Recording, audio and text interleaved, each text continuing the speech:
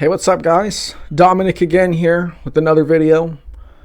I know I haven't made videos in a while, and I haven't made many this year. I have been in college again, and that's been taking up a bit of my time and energy. But now I'm going to be more consistent in making videos. And also, I got a new mic. Here it is.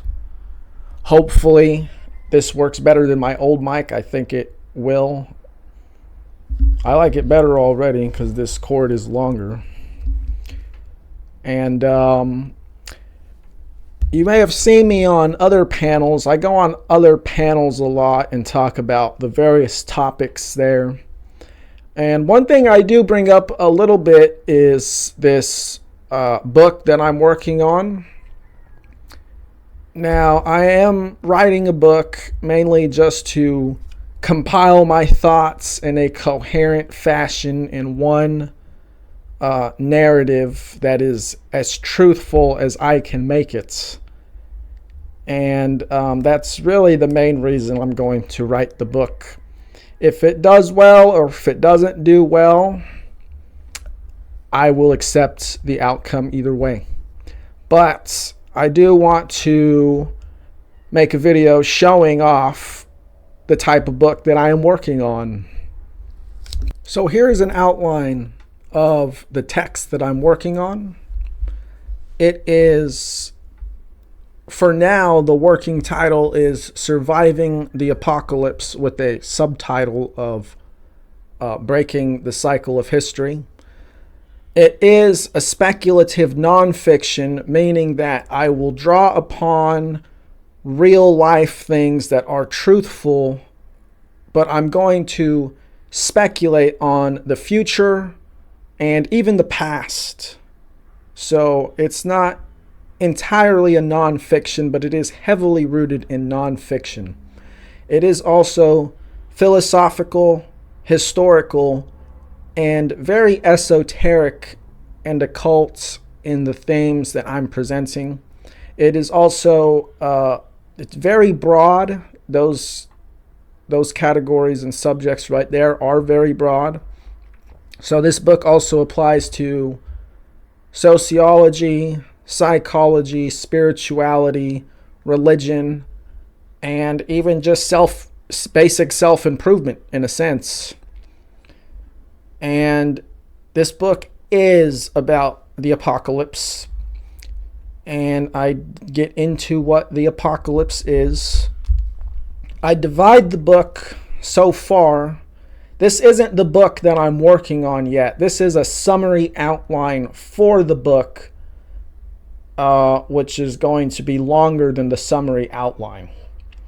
But I've broken it down into 3 parts. The first part is 5 chapters. The second part is another 5 chapters. And then the third part is 3 chapters. And as of now, I am right here on chapter 6. I have about 5 more pages in that chapter for this pretext to go. And I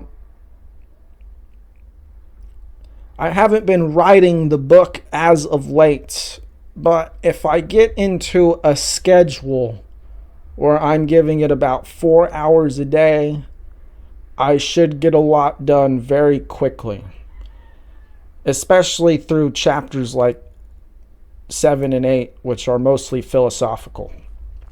But I'm going to explain what the book overall is about. So part 1 is the cycle of Ouroboros. Throughout my text, and even right here in the subtitle, I bring up the cycle of history and what exactly is the cycle of history and how to end it. Because most people will say that history repeats itself, or at least that history rhymes. So I get into why that is, and I do this from an apocalyptic perspective, and I apply Ouroboros to the cycle of history because it is an inherently self-destructive cycle, as I will explain. So the first chapter just basically explains what is the apocalypse and it also lays down the philosophical framework for the book. And mainly I look at words etymologically and phonetically and try and understand their original meaning. So the word apocalypse basically means the unveiling, which is why the later titles or the later chapters are titled The Veil and the Veil's Origin, because the apocalypse is the removing of the veil. And it's a time period where people are going to become aware of the deceptions that have basically run their lives for thousands of years, which is the cycle of history. So then that brings me to the second chapter, where I describe what the veil is. And very simply, the veil is a systems of control centered around hierarchy and compartmentalization for the purpose of extracting labor from the masses. So essentially, the people who are orchestrating these veils and overseeing these systems of hierarchy and compartmentalization, they don't actually want to do work. Please excuse the water hose. I don't know if that's catching up in the video, but that's what that was. But these people who maintain this veil don't want to do work. They want other people to do work for them, because as it turns out, doing work is hard. But it's also necessary if you want to get what you want out of life and this world. So that's really all the veil is it's just this screen, or this veil of smoke and mirrors, designed to funnel people down a certain life path, so that way they're not actually working for themselves. They're not actually working to better themselves as individuals. They're working to sustain some worldview of some billionaire or king who they may never even meet face to face in their life. So that brings me to the third chapter of The Veil's Origins. And this chapters 3 through 5 are heavily rooted in history, where I meticulously analyze history and do it from the perspective of natural law, which I lay down as the philosophical framework to breaking the veil. Also, I don't really have characters in this book. I have more of archetypal characters that represent things. And there's basically 3 that reoccur throughout the book. There are the regular people who are getting downtrodden. There are the ruling class who essentially live as parasites off of the regular people. And then there is nature, which basically we are all bound to. But essentially, chapter 3 explores the veil's origins, and where exactly does this idea that we should just dedicate our whole lives to working for the ruling class actually come from? And it comes from mythology. And I explicitly trace it in this book, but you may be able to find other similar myths. I explicitly trace it to Mesopotamia, but you will likely, if you explore Chinese mythology, for example, you will find similar themes. And I explicitly quote Atrahasis, which states that human beings were created in the God's image to bear the burden of labor, to bear the yoke, basically as like a farm animal. And the ruling class's role in this is to maintain this relationship where human beings are to be working for some sort of higher purpose than themselves, which in reality has nothing to do with nature. So essentially, the veil's origin is mythology which has given the ruling class traditions to maintain the systems of control. And it is a double-edged sword for them because they are as much slaves to the system as we are. If they fail to maintain the status quo, it has big consequences for them in their lives, in the sense that they could be killed or they could be imprisoned. Like in more ancient times, a king who failed, they had every general and every priest looking to usurp them if they were viewed as weak. So it's not just the people who are ensnared by these traditions which promote these systems of control. It's the ruling class too. It's just that the ruling class basically can extract more luxury, more power from these systems because they are designed specifically to benefit these groups of people. The only thing is that they have to put in the work to maintain the veil.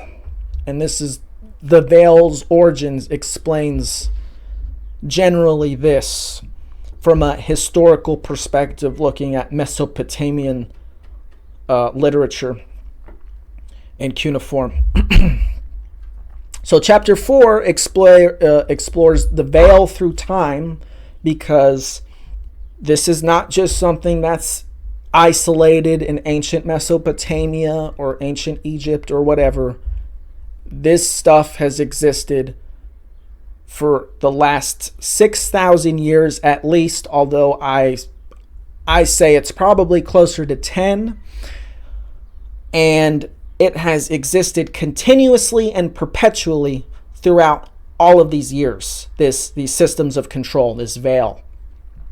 So the veil through time basically covers from the time after the Bronze Age collapse to the start of the Roman Empire. And what's happening here is, after the Bronze Age collapse, you have a new power form in the Levant, born out of the Canaanite culture, merging with the Sea People's Confederation.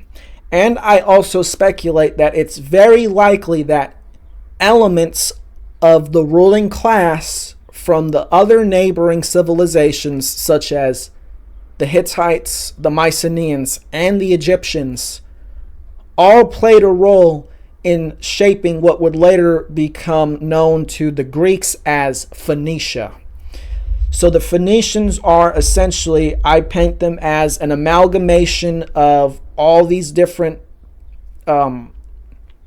rulers, all these different aristocracies coming together and forming a maritime empire born out of the Canaanite tradition.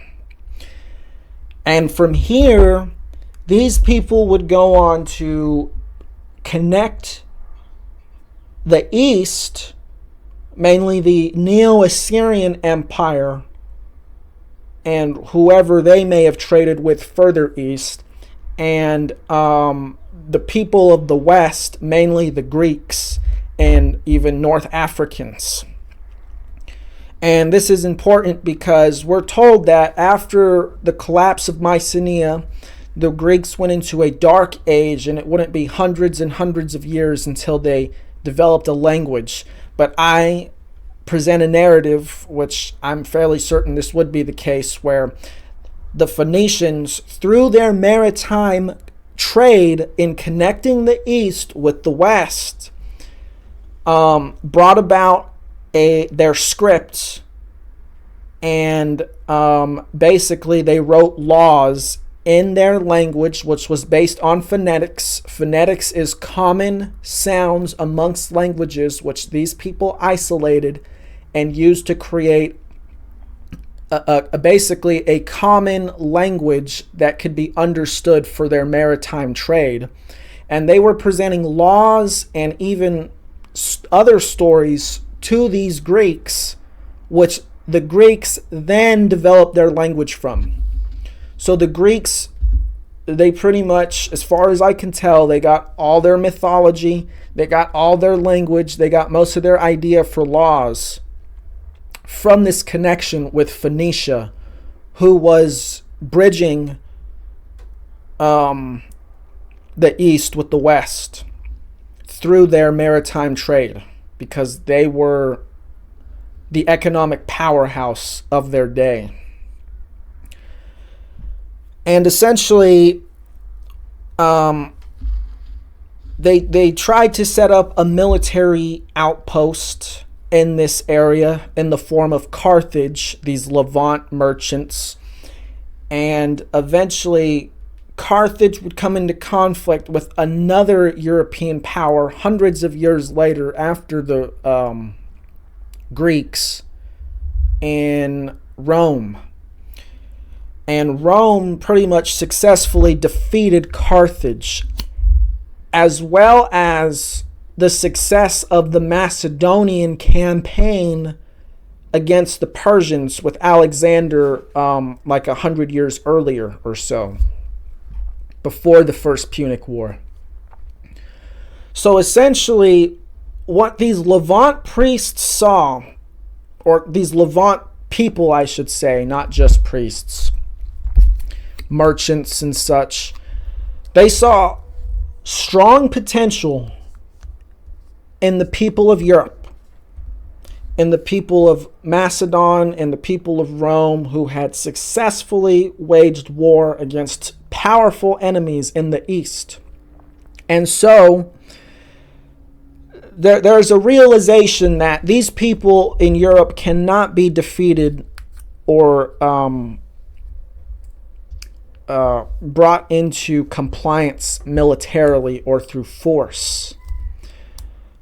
And just like the Assyrians, if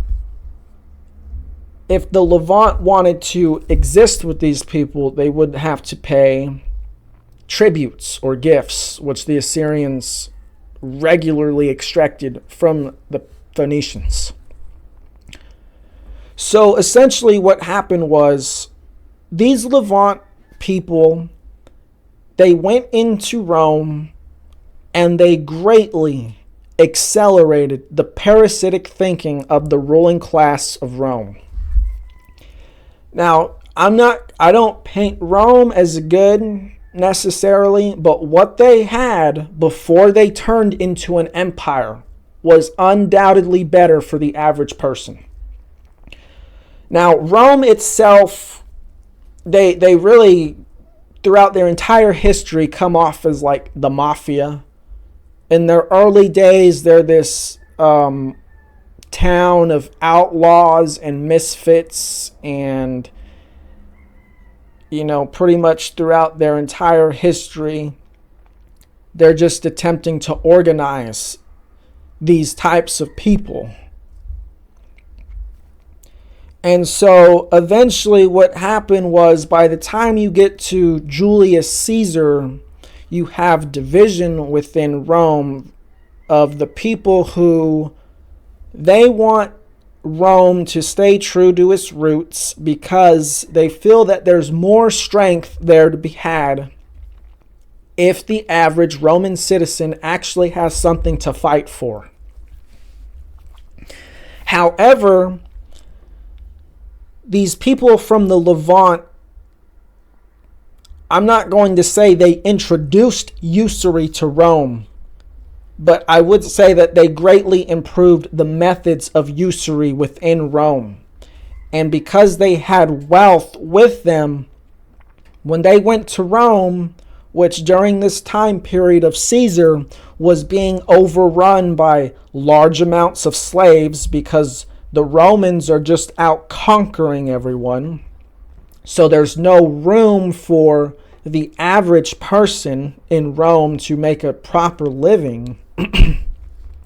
These Levant priests had something that the average Roman did not, and that's wealth. Because, like I said, the average Roman could not essentially make an honest... They couldn't find work because the abundance of slaves from Rome's wars. So, essentially what happened was the struggle between... I forget exactly what they're called, but the populist movement and the anti-populist movement. I can't remember which one is which off the top of my head, but Julius Caesar was a person who, like I said, wanted the Roman citizen to have something to fight for. And then there are these other people. I can't remember his name off the top of my head either, but the dude who brought about things like the firefighters in Rome, they were blatantly predatory. They were essentially making loans that they knew their citizens or people could never repay, so that way they can go and extract the real wealth in the form of collateral. And this is what usury is all about. And so by the time these Levant priests had fully integrated into Rome, and by the time that usury had been maximized in Rome, they had basically transformed into an empire which was centered around military service in order to make a living. And that's the biggest difference between the Roman Republic and the Roman Empire. And I paint the picture that the reason that this happened mainly is because this veil, which transferred from Mesopotamia to the Canaanites to Rome, brought that outcome. Or I should say, it maximized that outcome. Right? So this is the veil through time. I trace it from Mesopotamia to Canaan to Greece, and by extension Rome. And by bringing it to Rome, that brings me to chapter 5. You can bring the veil through modernity, because modernity is basically a continuation of the Roman Empire. I'm going to say that again. Western civilization is a continuation of the ways of Rome. Okay, they're virtually identical. And basically this chapter outlines, it mainly focuses on the post Counter-Reformation era. So I touch a little bit on the time between Rome's fall and that time period, but I only mention it briefly. And there's also something to be said about that time period as well, is that the 500s and the 1300s both had extreme amounts of cataclysms. They had numerous world-changing events, and governments essentially, like in China, a dynasty collapsed. I'm pretty sure the Western Roman Empire collapsed in the 500s. The 1300s brought about the rat plague. There was just a lot of bad things that happened. But after the 1300s, due to the Reformation, or the Counter-Reformation, I should say, progress of technology greatly accelerated. And this is mainly because the Reformation brought people away from the church, and it started bringing people more towards reason as they began to read for themselves, and they began to think for themselves in ways that for hundreds of years the church had suppressed. So Rome, because as I stated, Rome, and that includes the Roman Catholic Church, maintains the veil. Their whole objective for the Counter-Reformation is going to be to control the school of thought, to ensure that people who do start thinking for themselves are guided the direction that the Catholic Church wants them to. And they do this through organizations like the Jesuits, and I mention them quite a bit in chapter 5. And I just mainly point out how they shaped education as we know it, working with people like Galileo, educating people like Nicholas Copernicus, giving us theories such as the Big Bang, writing the calendar, writing the language, spreading their pedagogy throughout the world. These things have had tremendous impacts in the way humanity deciphers the natural world they live in. And I explain it's for the negative. And I also make a huge connection between chapter 5 and chapter 4, okay, because if we look at the Roman Empire, as the beginning of, or I should say the end of the Roman citizens' ability to make an honest living through agrarian work, living for themselves, being self-sustaining, responsible for their day-to-day living, and the start of joining the military for a pension, because in the Roman Empire, you had to serve like 20 or 25 years to get a pension, to get what your grandfather and your great-great-great-grandfather had for his birthright. Now you had to go serve 25 years in the military because of the systems I was describing. I make the connection in chapter 5 between the Federal Reserve and the American Empire, which is basically the shift between when the United States turned from the Republic to the Empire. And we see this because this is when people's labor and value, just as it was during the Roman Empire, begins to be degraded through fractional reserve banking, which is just a more advanced and sophisticated type of usury that they were doing in the days of Rome. So I point out it's all connected. All of history is connected through this veil of mythology, which the elites propel or perpetuate because they think they have the birthright to do so.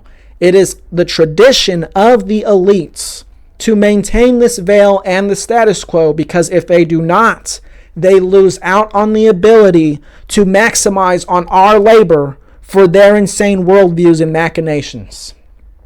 And that's really part one. That's part one of what I have so far. Part two is about how do we come out of this? How do we end this cycle of enslavement and confusion and giving our authorities to people who, quite frankly, do not deserve it? That's why I title it Part 2, Breaking the Cycle. Chapter 6, I explain proper balance. Proper balance is basically coming to an understanding of what the sacred masculine means and what the sacred feminine means.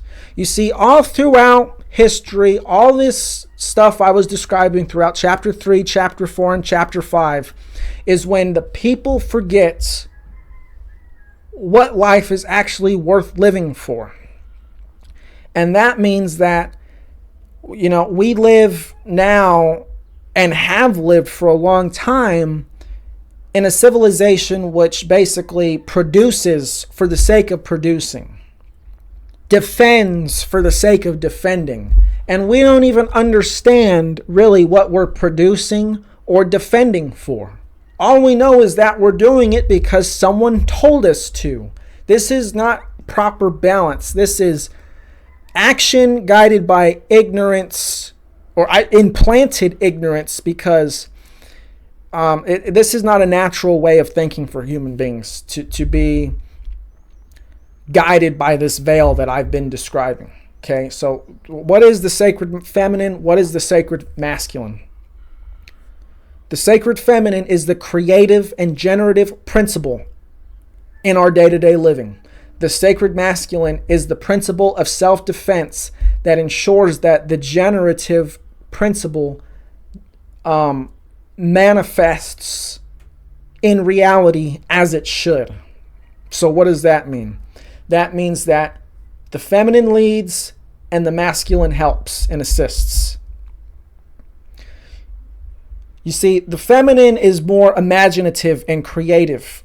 And when they do this, or when a person is engaged in this way of thinking, they may be less inclined to be grounded in reality. But this isn't a bad thing, because that's what the masculine is there for. It's to ground the feminine back in reality. This is the form of defense. And it's not just to defend against external invaders or intruders.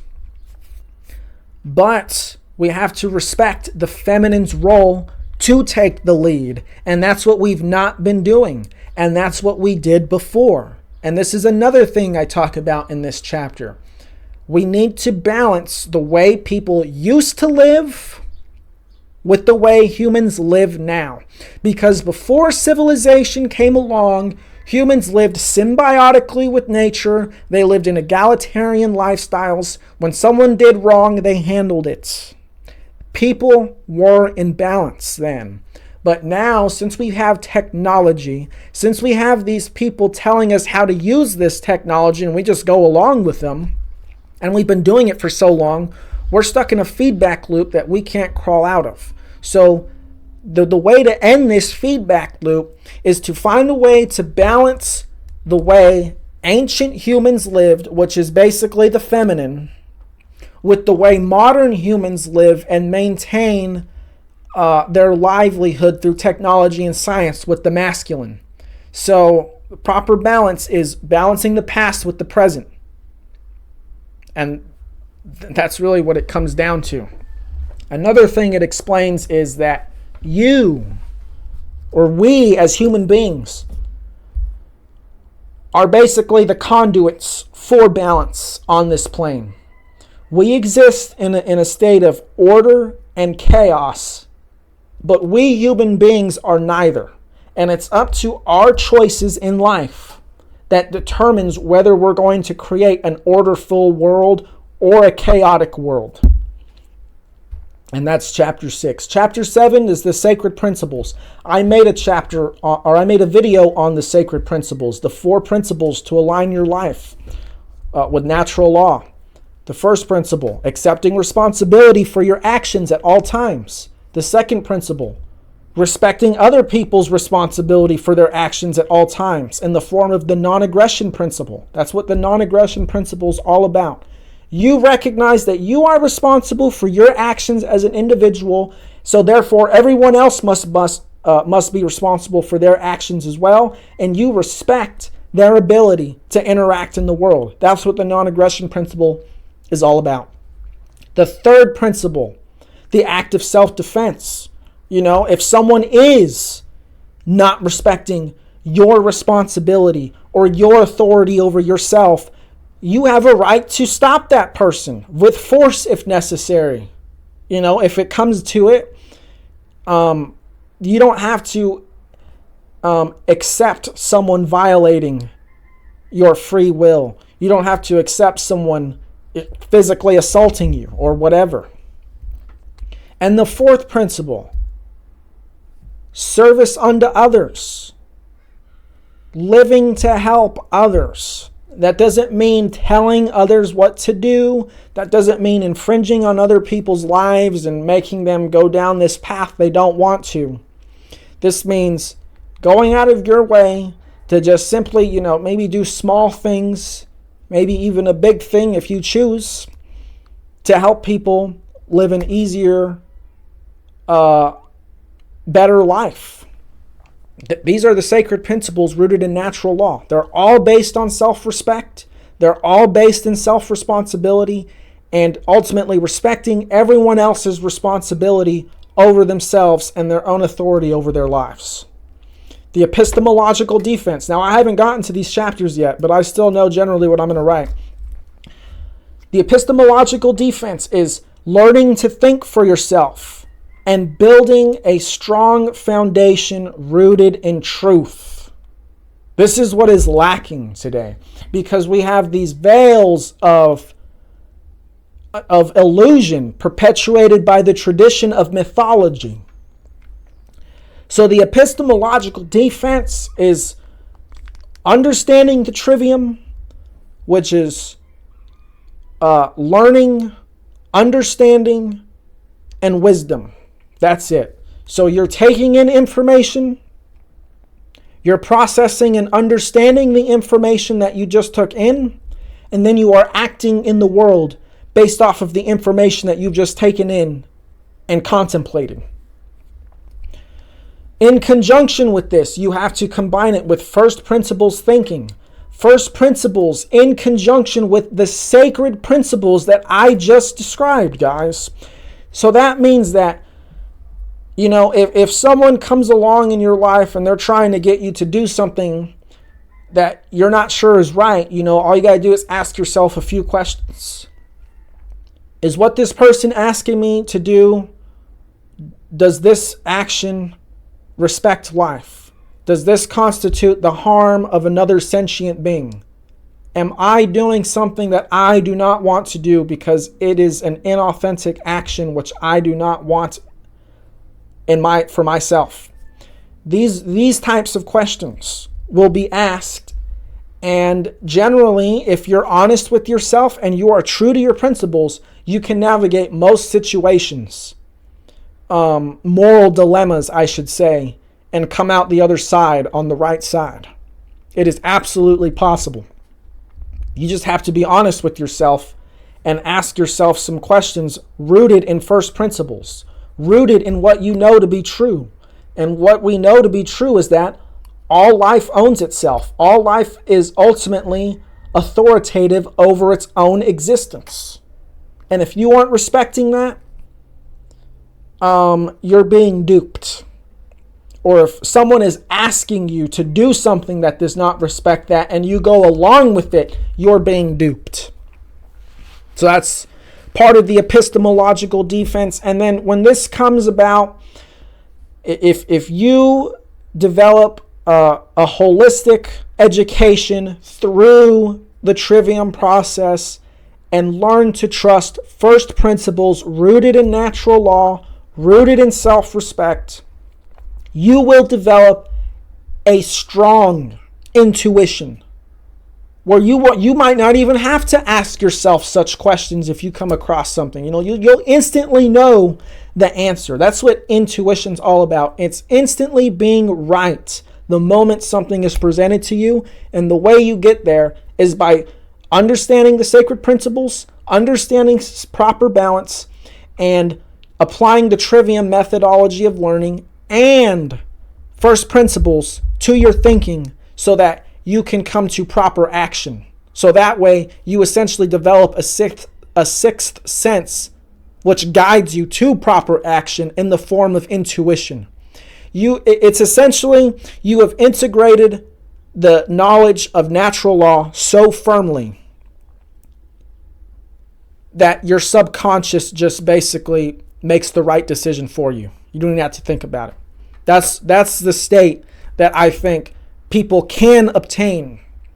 I think we can get there. I don't think many people are, especially because we've been trained to not trust our intuition, thanks to things like science, which I explain here in chapter 5, why that is. Voluntarist societies. So I'm going to have to rename this chapter because there are no voluntarist societies. So let me just rename it now. Egalitarian societies would be more accurate. There have been no voluntarist societies. There have been no anarchistic societies as far as I'm aware. This is generally the political ideology that is presented in the book, even though it's really a lack of political ideology, and I portray politics as the problem continuously throughout this text. So the reason that I am going to bring up egalitarian societies, though, is because these people are far more in balance with nature than any civilization that's ever existed, I would say. Is certainly the ones that we hold to be special, like the ones I was describing, like Rome and Greece, or even Persia, even those Mesopotamian civilizations I was discussing. All of these civilizations operate based off coercion and basically the centralized authority, the king, the city owns your life. This was not the case in these egalitarian societies. The individual owned themselves. This was respected. However, where most people seem to confuse this ownership over themselves is the fact that individuals had a huge amounts of responsibility to the community they lived in. And these responsibilities, generally for these people, meant life or death.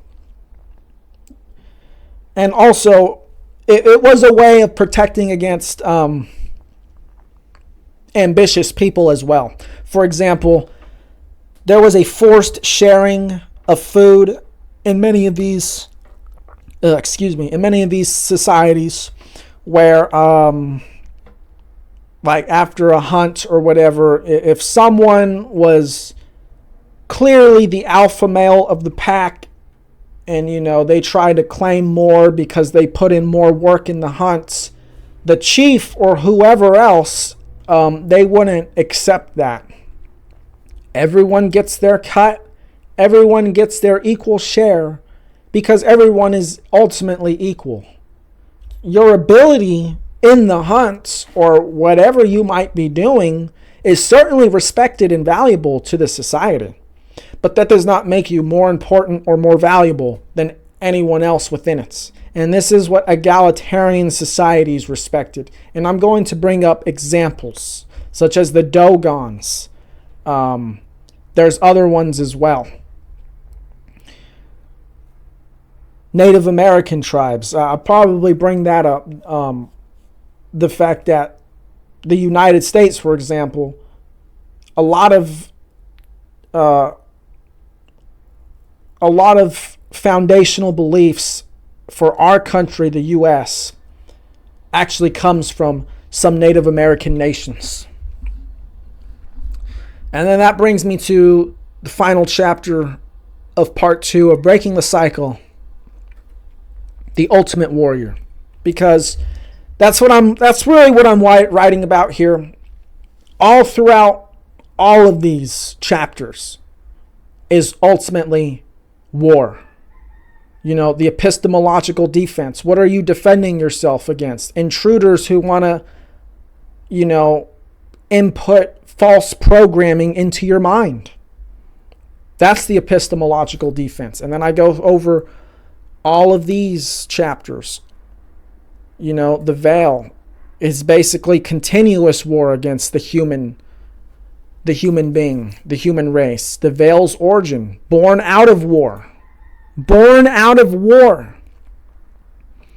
Chapter 4, the veil through time. I go on about the Romans and the Macedonians. Huge military empires. And the veil through modernity. Has there ever been more war than now? So really, this is a book about war. And chapter 10 explains what the ultimate warrior is. And really, it's a part of it is mastery over the tools of the setting you find yourself in.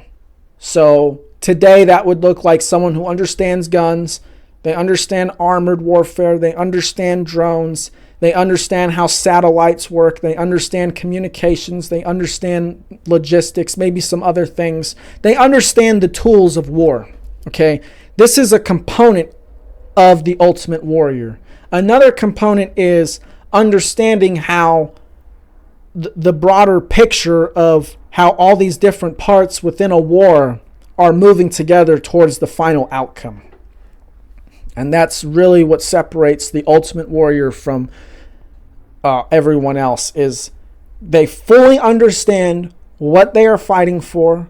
They understand the implications of losing, and they're not someone who's been lied to like regular soldiers who they think that they're going to go there to put down someone like Osama, like in Operation Tora Bora, as spoken about by guys like Dalton Fury, but then they just let Osama get away.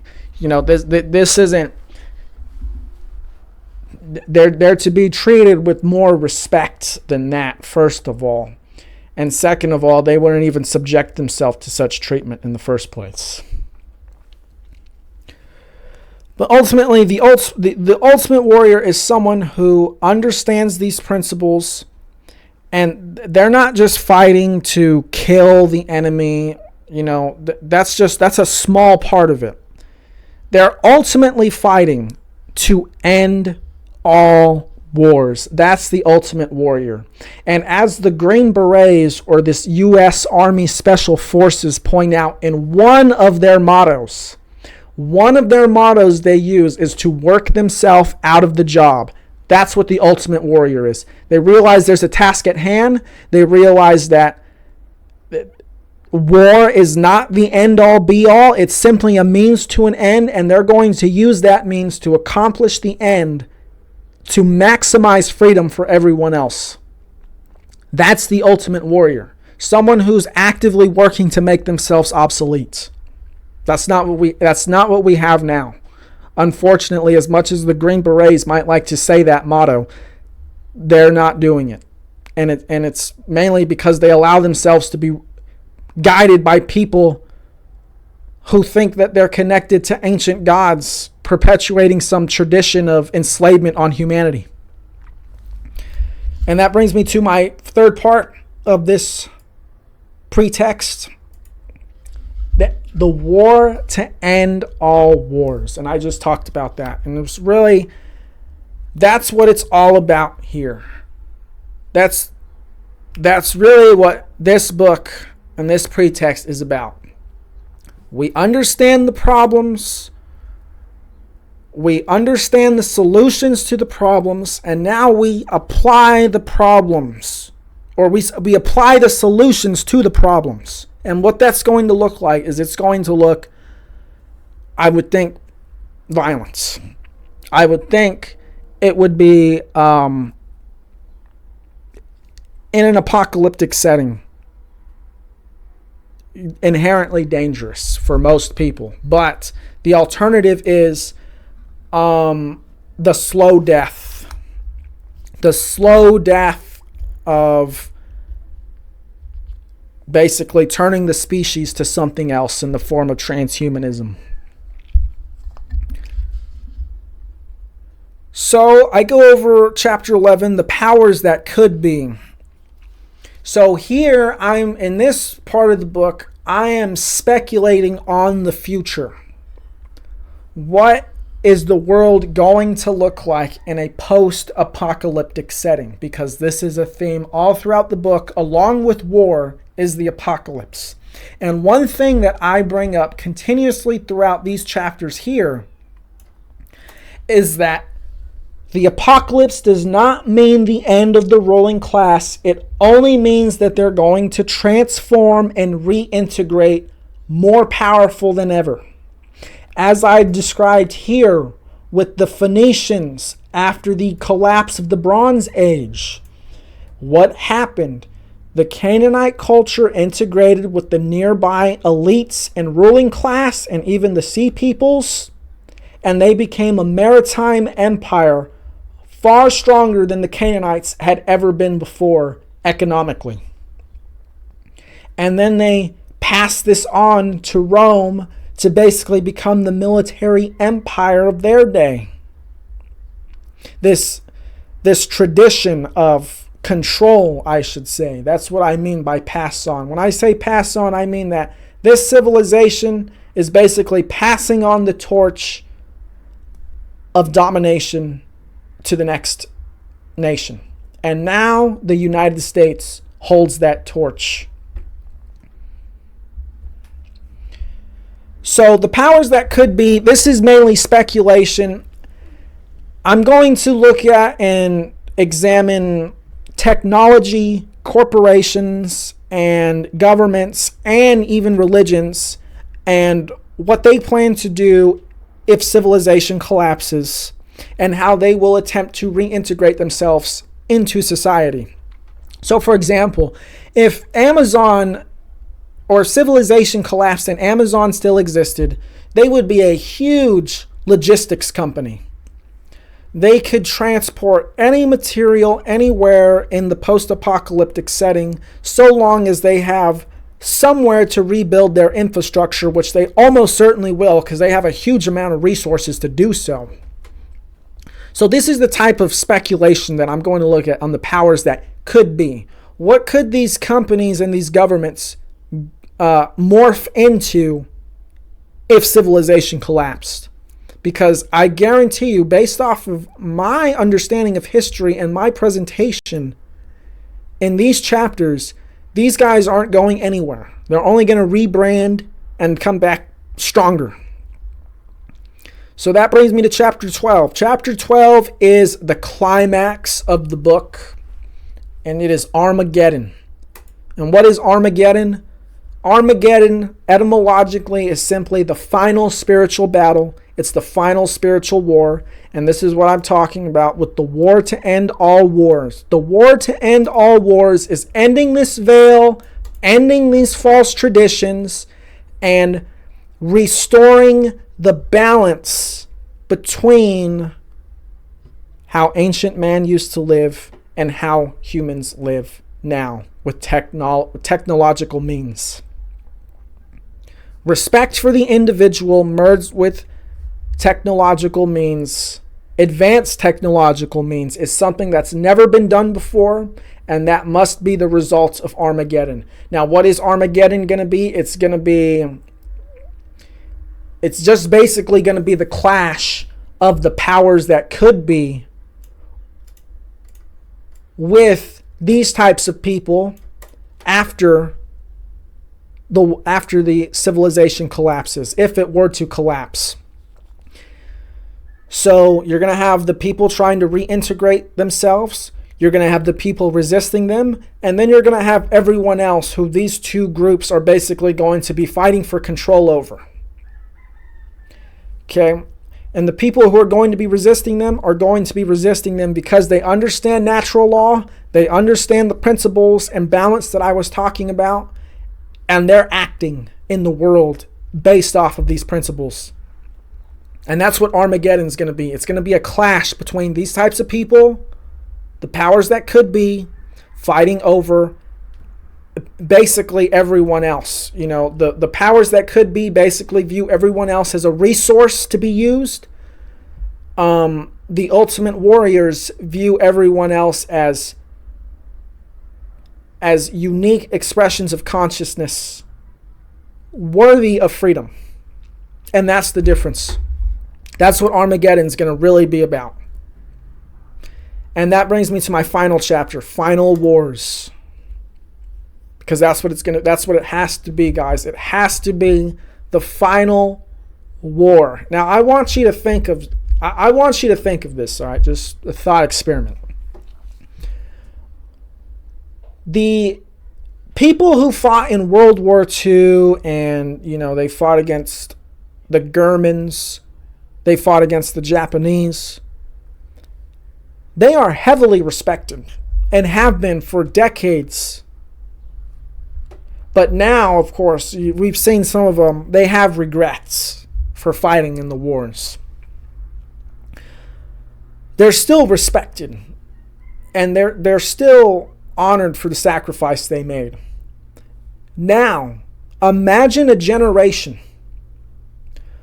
which ends the global systems of tyranny permanently and never has any regrets in their lives. Do you know how much they're going to be respected by later generations? Do you know how long they're going to be venerated? Probably as long as time exists. As long as humans are capable of remembering history, that generation will likely be remembered as the greatest generation to ever exist. And it will be because they fought the final war to end the veil that I described right here. And that's why I think if people can remember their sacrifice, and if people can venerate them the way they deserve to be, the way we venerate veterans now, I don't think there ever will be another veil. Because people will remember how humans lived before. They'll understand what it took to end the systems of slavery. And they will understand the gift that they have now in the present, well, in the future at least, not now, but if it were to happen, they would understand because of the tremendous struggle that would have occurred. And it would be probably the most tremendous struggle in all of human history if what I'm describing here, if Armageddon happens the way I described, that would absolutely be the greatest struggle in human history. And those people who emerge victorious will be remembered forever, or as long as humans are capable of remembering them. And the likelihood of, people like Epstein or whatever being in power, perpetuating these ancient gods who basically view human being as livestock, they'll be gone. They won't exist. No one will accept them anymore because they will remember the sacrifice of the ultimate warrior. And that's really what I have here in this text. That's what I'm working on. I have about 53 pages right there. See 53 in the right-hand corner. And I expect the pretext to probably be about 120, 130 pages. And the final book, probably about 300. But yeah, that's just what I wanted to show you guys. What I'm working on. And I'll see you guys again. I'm going to upload more videos.